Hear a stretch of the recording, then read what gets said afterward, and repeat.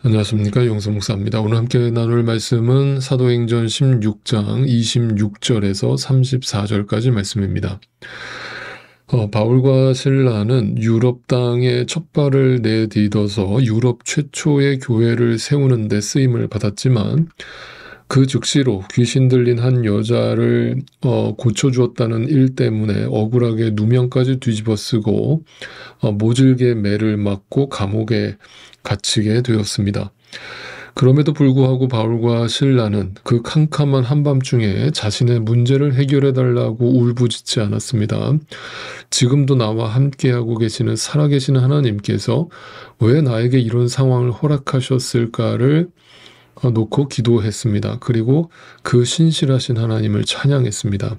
그리고 오늘 본문 26절이 이렇게 시작되고 있습니다. 그때에 갑자기 큰 지진이 일어나서 감옥의 터전이 흔들렸다. 그리고 곧 문이 모두 열리고 모두 죄수의 수갑이며 착고가 풀렸다.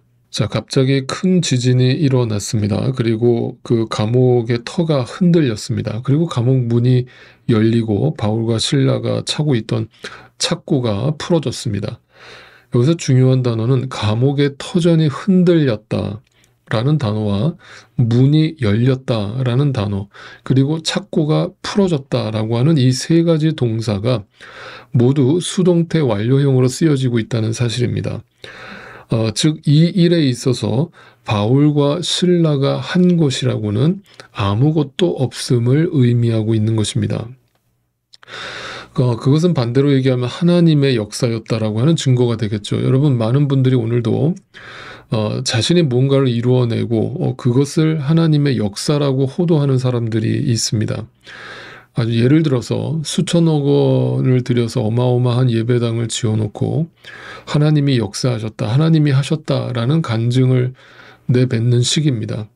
엄연히 따지면 그것은 하나님이 하신 것이 아니죠. 네, 수동태가 아니었죠.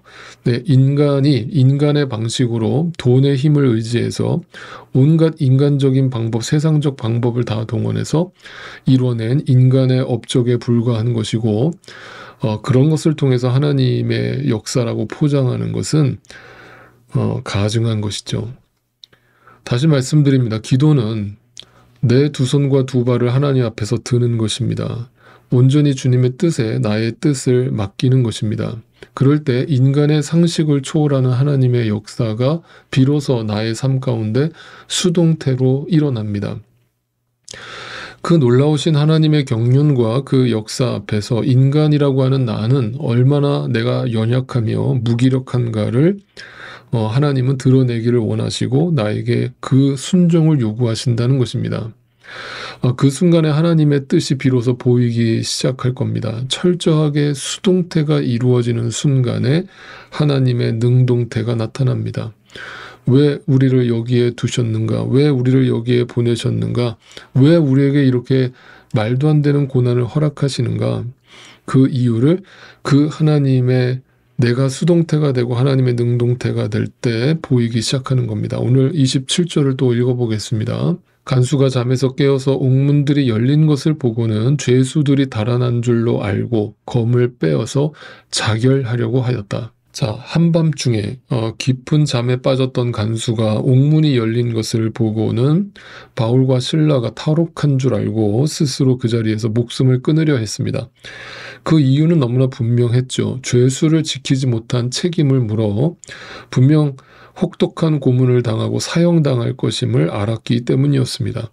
그뿐만 아니라 당시 로마의 군법은 엄격하고 무시무시했음을 증거하는데 자신의 임무를 다 완수하지 못한 군인은 그 가족들까지 처벌하는 비인격적인 군법을 가지고 있었습니다. 그것을 잘 알고 있었던 간수장은 자신의 가족을 살리기 위해서라도 자신이 자결을 선택할 이유가 충분해 보였습니다. 그래서 자신이 자결을 함으로 도망친 죄수들에 의해서 피해를 입은 피해자로서 상황을 꾸미려 했던 것이죠. 그럴 경우에 자신의 가족들은 살릴 수 있을 것이라는 판단을 했을 것입니다. 그때 바울이 소리를 지르며 그것을 막아섭니다. 바울은 다급하게 그의 자결을 막아서면서 자신들이 도망치지 않았음을 그에게 보여주었습니다. 그러자 간수장은 놀라서 횃불을 들고 감옥 안으로 들어갑니다. 당시 감옥은 오늘날처럼 이렇게 반듯한 감옥이 아니었기 때문에 그냥 동굴 속에 지어진 감옥이었기 때문에 그 안은 정말 어둠컴컴해서 그 안에 누가 있는지 없는지도 제대로 보이지 않았습니다. 그러니까 횃불을 들고 안으로 들어가서 확인해야만 가능했던 것이죠.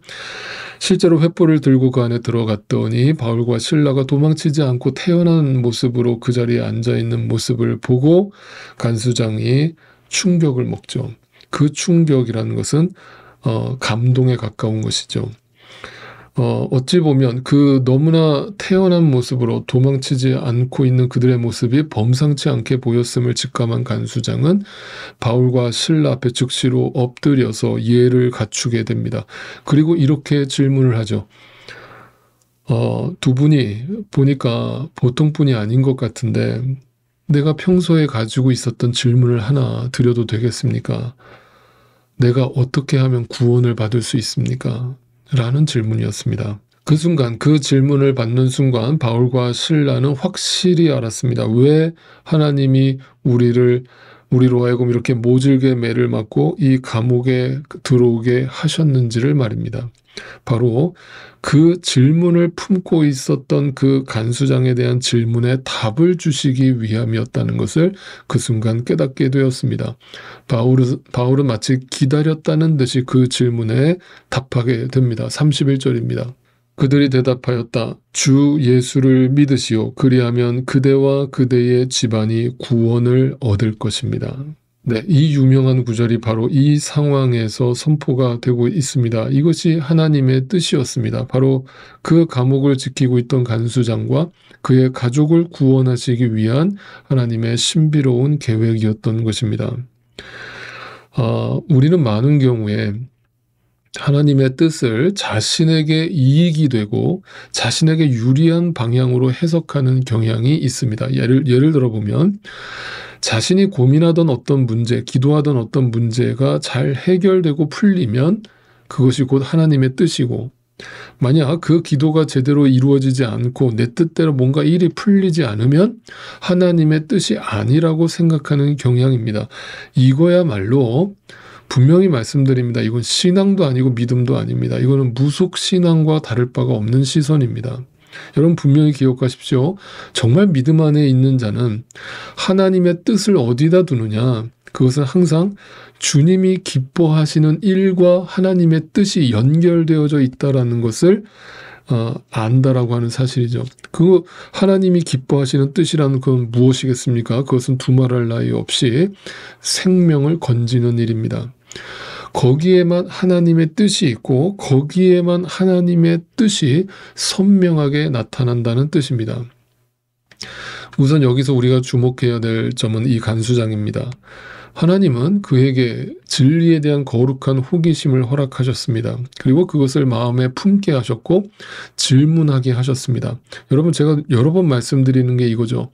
성경을 보실 때 질문을 품지 않고 답을 얻을 것을 기대하지 마시라는 겁니다. 답을 얻기 위해서, 참된 답을 얻기 위해서는 참된 질문이 선행되어야 합니다.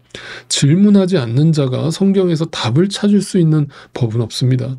여러분, 그래서 성경 읽을 때 아무런 호기심도 없이, 어떤 의문도 없이, 질문도 없이 그냥 문자 그대로 읽어버리는 사람들이 있습니다. 여러분, 그거는 백날 첫날 읽어봐야 아무 소용없습니다. 성경을 읽으면서 질문을 던지면서 왜 이것이 진리이며 왜 이것이 하나님의 말씀이며 왜 이것이 하나님의 뜻인가를 질문을 품어야 합니다. 그럴 때 그 질문에 대해서 하나님께서 반드시 응답하십니다. 저와 같은 목회자를 통해서 그 질문에 답을 주실 수도 있고 또 성경을 통해서 그 답을 보여주실 수도 있습니다. 분명한 사실은 질문을 품는 자에게 하나님께서 답을 주신다는 거예요. 제가 참 안타까운 얘기가 있어요. 어떤 분이 다른 종교로 이제 전향을 하셨다는 겁니다. 근데 그 이유를 물어보니까 이렇다는 거예요. 자기 안에 성경을 보면서 되게 많은 질문들이 생겨서 그 질문들을 목사님을 찾아가서 담임 목사님한테 질문을 던졌더니 아무도 거기에 대해서 진지하게 대답을 해주지 않을 뿐만 아니라 왜 쓸데없이 질문을 하냐는 식으로 면박을 주더라는 겁니다. 그로 인해서 자기가 결국 타 종교로 전향을 하게 됐다라는 얘기를 들을 때 제가 너무 마음이 아프고 씁쓸했던 기억이 있습니다. 여러분, 그 질문을, 거룩한 질문을 품고 주님 앞에 기도하십시오. 반드시 이 간수장처럼 하나님께서 때를 정하시고 전혀 우리의 상식을 초월하는 방식으로 바울과 실라를 그에게 보내셔서 그 질문에 응답하게 하시는 겁니다. 사람이 처음 보는 사람 앞에서 어떤 질문이 나온다는 건 그 질문이 갑자기 생각난 것이란 뜻이 아니겠죠. 오랜 시간 마음에 품고 다녔다는 의미가 될 겁니다.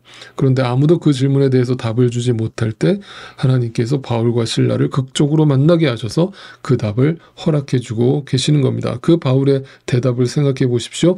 이 질문 앞에 조금의 망설임도 없이 이 답을 제시하고 있습니다. 뭘 말합니까? 바울 마음속에 이것이 답이고 진리임을 분명히 믿고 있었기 때문이죠. 다시 말씀드립니다. 내게 있는 것을 주는 것입니다. 내 안에 있지 않은 것, 내 안에 확신이 없는 것, 믿어지지 않는 것이 갑자기 누군가의 질문 앞에 대답이 나오지 않습니다. 그 청년이 담임 목사님을 찾아가서 질문을 했지만 그 질문이 무시당했던 것처럼 그 목사님에게 마음속에 그 질문에 대한 답이 없었기 때문에 그 답에 진지하게 답을 줄 수 없었던 것이고 결국 자기 안에 없는 것을 줄 수 없다라는 뜻이 되겠죠. 누군가를 전도하고 싶은데 내 안에 말씀이 들어가 있지 않고 복음에 대한 확신이 들어가 있지 않다면 누가 와서 질문을 한다면 아마 도망치기 일쑤일 겁니다. 바울과 실라는 자신 안에 있는 것을 확신 있게 전했습니다. 주 예수를 믿으라. 그리하면 너와 내 집이 구원을 얻으리라. 이 간단명료한 대답은 결코 간단하고 단순한 대답이 아니었습니다. 예수를 주 예수라고 표현을 했습니다. 예수를 주인으로 삼고 전적인 하나님의 사랑과 일방적인 은총에 사로잡혀 사는 것이 믿음임을 입술로 삶으로 바울은 보여주었던 겁니다. 그러니까 그 간수장은 감옥문이 열렸음에도 불구하고 도망가지 않고 그 모진 고난을 당하면서도 감옥 안에서 찬양을 부르고 기도하는 그 바울과 실라의 모습을 보면서 충격을 받았을 것이고 그들의 입술과 삶으로 보여주는 예수 그리스도를 주인으로 삼고 살아가는 그들의 삶에 감동을 받았을 것이고 그 말을 곧이곧대로 듣게 되었을 것입니다. 그것 또한 성령 하나님의 역사고 하나님의 은혜였던 것이죠. 바울은 진실로 예수를 자신의 인생과 영혼의 주인으로 삼고 살았습니다. 그럴 때 너와 내 집이 구원을 받으리라는 말은 내가 믿으면 자동으로 너의 가족도 자동으로 믿게 될 것이라는 뜻이 결코 아닙니다. 내가 먼저 그 복음을 받아들이고 예수를 주인으로 모시고 살면 결과적으로 그 예수가 너의 삶 속에서 너의 가정 속에서 증거되지 않겠냐라고 하는 의미인 것이죠. 사랑하는 성도 여러분, 여러분의 가정을 위해서 날마다 중보하고 기도합니다. 그리고 절대 잊지 마시기 바랍니다.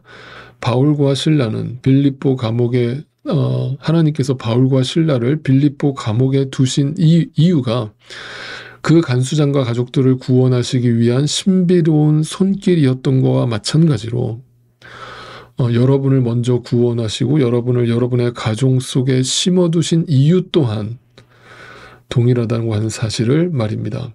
오늘도 여러분이 바울과 실라처럼 그 가정에서 주 예수를 믿으라 그리하면 너와 내 집이 구원을 받으리라는 이 복음을 담대하게 선포하며 살아가실 수 있게 되기를 간절히 소망합니다.